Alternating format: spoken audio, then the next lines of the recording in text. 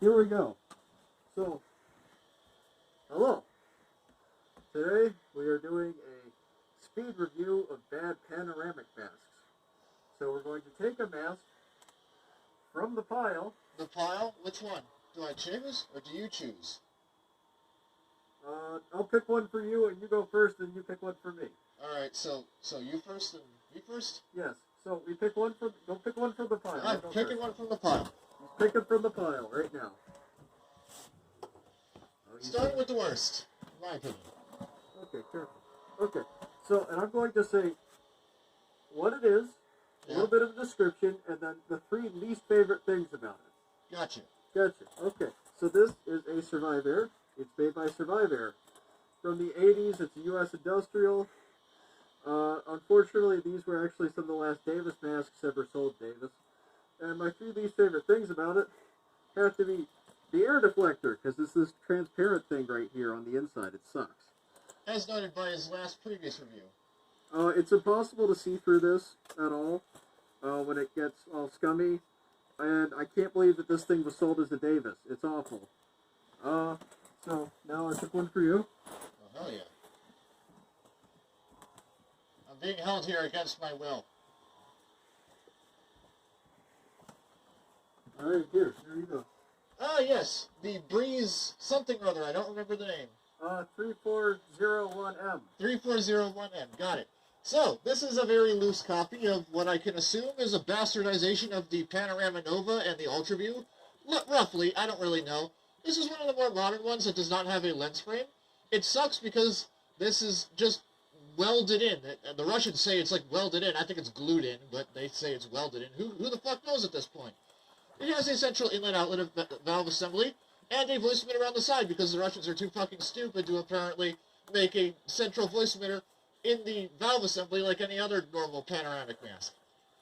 The harness buckles are okay. It's definitely a step above standard buckles, but they still suck because it's Russian and, well, just okay, I guess, but... I put an UltraView harness on there because the original one was too bad. Oh, yes, yeah, the original harness. I don't know how that fared on these buckles. The UltraView harness works good because, you know what, it's American-made. So, I give this a horse out of 10. Alright, Time to pick one for you. Yes.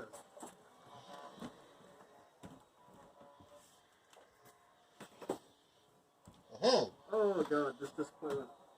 Alright, so this is a Scout, what is this, M98? No, the M98 has a drinking tube. This would be a... This would have a drinking tube if I didn't take it off because it sucked. Oh, so it did have a drinking tube. So that is an M98. So this was originally an M98. I took off the drinking tube because it sucked. Now it's technically M1, M120. I think that's right. Technically, yeah. Anyway, it's supposed to be really cool. Kind of finished, maybe. I don't know how much Scott designed it, but they really fucked it up. I've never seen one of these that seal. I've talked to like a dozen people who own them, and they never can get them to seal, with or without the drinking system. They made the nose cup this really shitty rose-colored transparent plastic. It's like that from the get-go. What? It's silicone, not plastic. Plastic, silicone, same thing. So, it's always this shitty rose color. I don't know why. Just make it gray like the normal ones. It's better that way. And, yeah, I don't know. It's like there's a lot of they just had to make a Pano M95, and they didn't. They made this thing, and it doesn't seal, and it's got shitty-ass roller buckles. It's like they were worried that the police were going to militarize and take over the country. That'd be weird, wouldn't it? So, yeah, this thing fucking sucks. Voice emitter shit. You can't work on it at all. No VPU for it either. No way to attach a VPU. It's clear, but you don't, no VPU. This has a VPU. I hate this mask in many ways, but at least it has a VPU. Well, some of these you can actually unscrew this, slap one on there, but I think there's only the C variants, and that's like way later. the Scott ones are like that is Scott. So. I don't think this one can have a VPU at all. It's whatever. I wouldn't put one on here. SCA, whatever they are. Safety Equipment America. They're also owned by Scott. Oh, that explains a lot. And also that rhymed.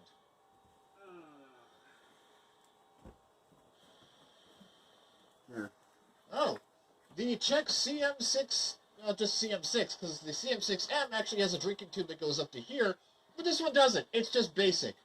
As you can see, it's not really based off of anything. It's sort of its own design, but it doesn't really have a lot going for it. It's a basic Pano. It's relatively comfortable.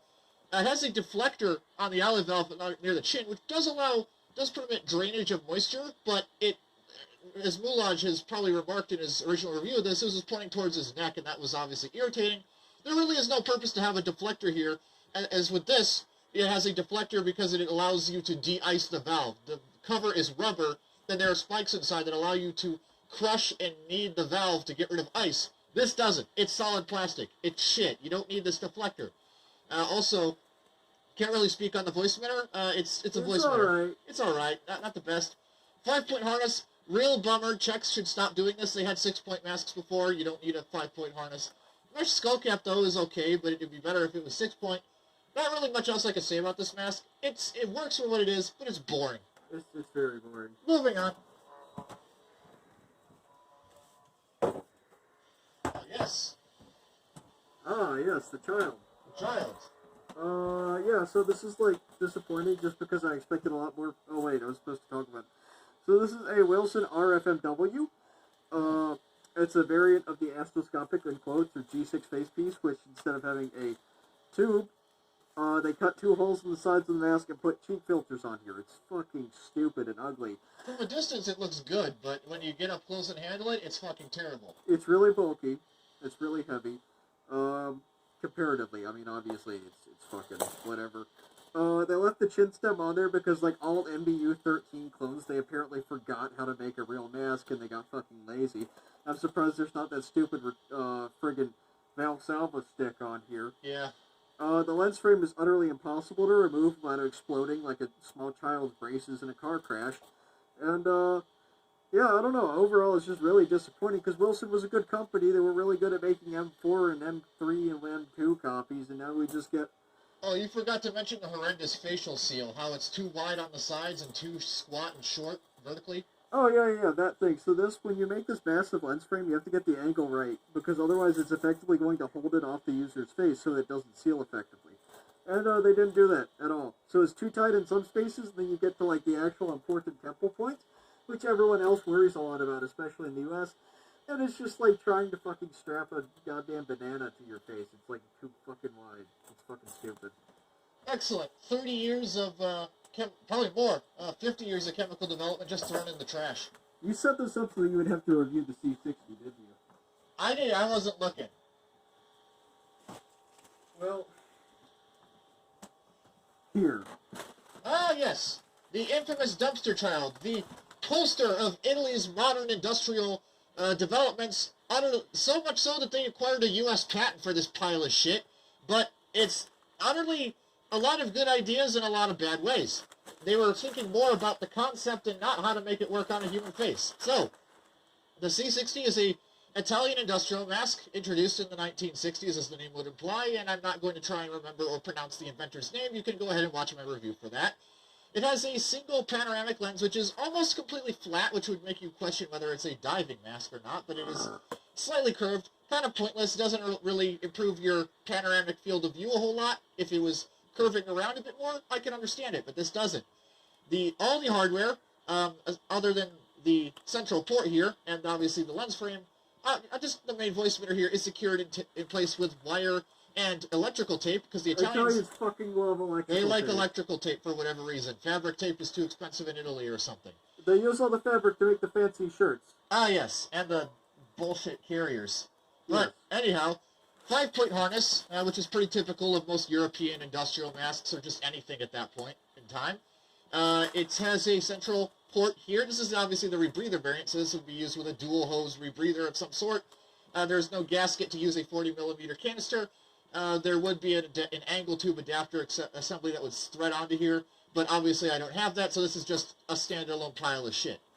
Moving on to the inside, which is where all the interesting stuff is. Actually, before I do that, I'm going to show off the harness a little bit more, because you have these 2 hooks for the bottom strap, but they're a little bit too short. Obviously, I was able to somehow get it on there with this shot, but normally when you're putting this on your face, this is way too short. It's kind of finagly to deal with. So, bad design there, typically.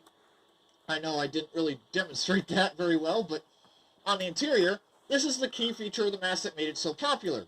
The nose cup is integrally molded as one piece with the face seal. The problem with this is that they did not account for human facial ergonomics, and so you have a very wide, chunky nose cup, which doesn't really register. They forgot what people look like. They forgot what people look like.